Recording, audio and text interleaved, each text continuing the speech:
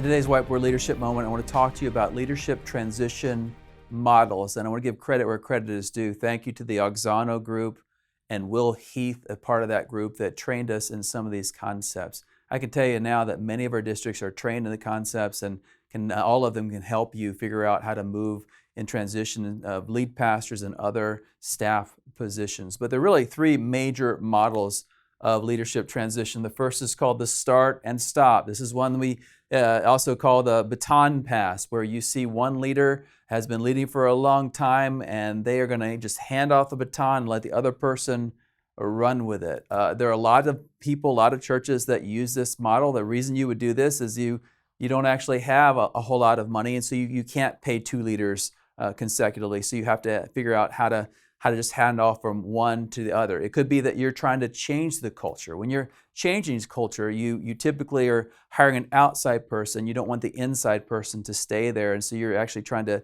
change. Sometimes it's crisis. There's a moral failure or some other kind of tragedy in the life of the organization. And so the start-stop is a very, very common model. A less common model is the second one. It's called the overlap. Overlap is a brilliant idea in ministry, especially because you're not just handing off the baton, you're trying to train people in the environment of the organization. And so this allows the old leader to stay in for a period of time and train up and apprentice the new leader.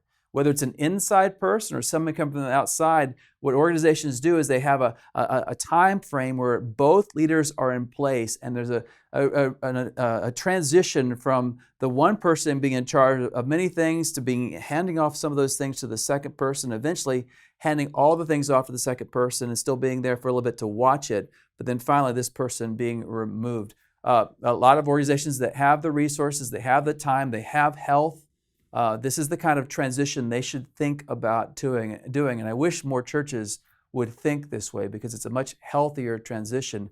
If the culture is good and the health of the organization is good and the resources are there, this is just the best way to do it. So the third one is this. It's intentional interim. This is one we see a whole lot in our churches, and a lot of people assume that just because you've been there a long time, you have to have an intentional interim. That's simply not true, especially when you find a candidate that has the same competencies, the same culture, and has chemistry with the team. You can do a much more overlapped rather than intentional interim. Intentional interim is designed when there are problems in the life of the church, when there are issues, when there's complexity, when there's difficulty.